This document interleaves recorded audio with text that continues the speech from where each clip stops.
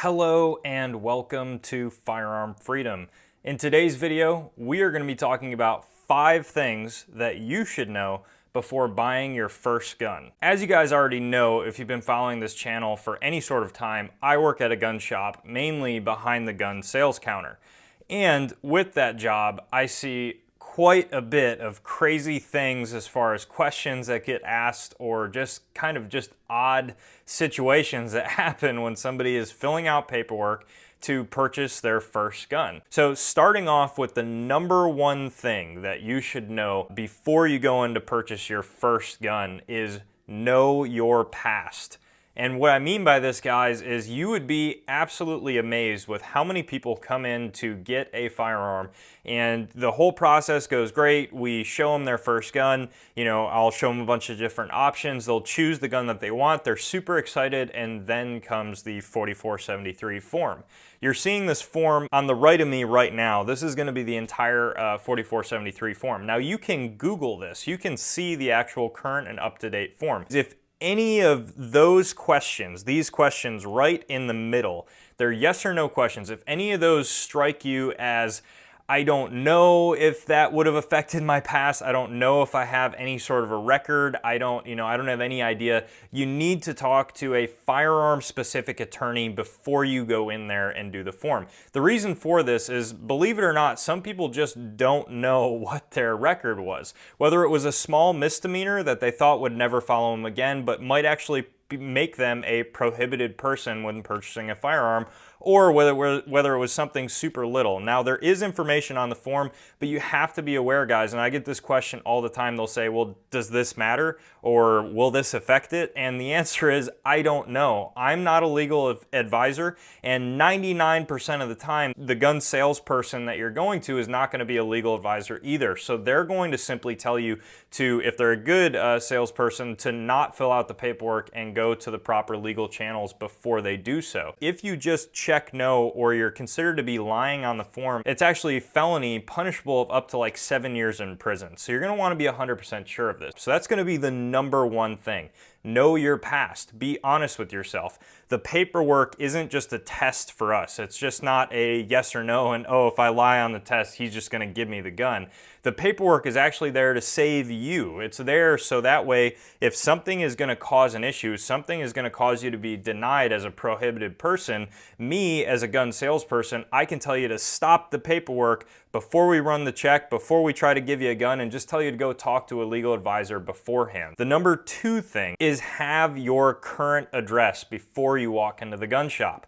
One of the very first things that a gun salesperson is going to ask you is this address on your ID or driver's license your current address? And you'd be amazed with how many people are going to try to lie or say weird things like, well, I used to live there a week ago, or, well, it's my parents' house, my mail still goes there.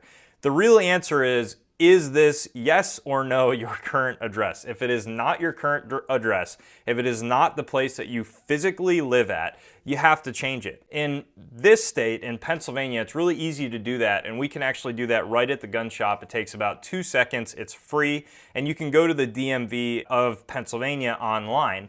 Now, I know I've had to do this with a couple of out-of-state residents as well. It's a very rare occurrence, but I have found that occasionally in different states, they're going to have the same basic layout. Make sure you just be upfront and honest, and we can definitely help you out with that most of the time, and in most states, you could just change it really quick. But that will be the number 2 thing, is have your current address readily available. The third thing on the list is going to be know your state laws. And the reason for this, guys, is we actually get quite a few people, again, I'm here in Pennsylvania, so we have New York, we have Maryland, we have New Jersey, we have all these states surrounding us that really are not too friendly to any sort of firearms law. And the reason I say that is because a lot of you guys in anti-Freedomville will try to come over to Freedom and try to kind of sneak your way in to get an awesome rifle to bring back or whatever.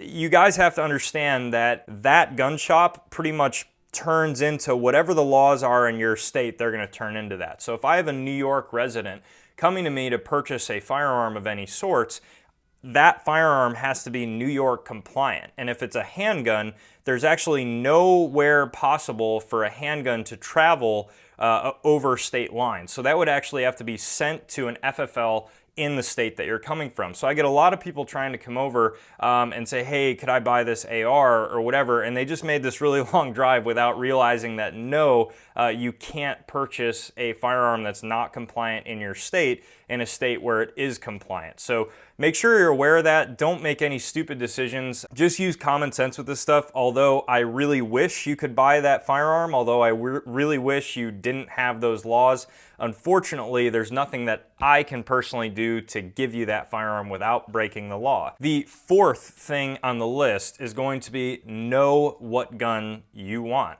And the reason I say that is because a lot of people that are super panicked, they just had a really unfortunate event happen to them or their family member where they almost got hurt, and the first thing they do is rush into the gun store to get a firearm, whether that be a handgun, rifle, shotgun, whatever. And this isn't a huge issue. This is actually what I would recommend. You know, you probably should be getting a firearm. However, you want to have at least a general idea of what you're looking to get.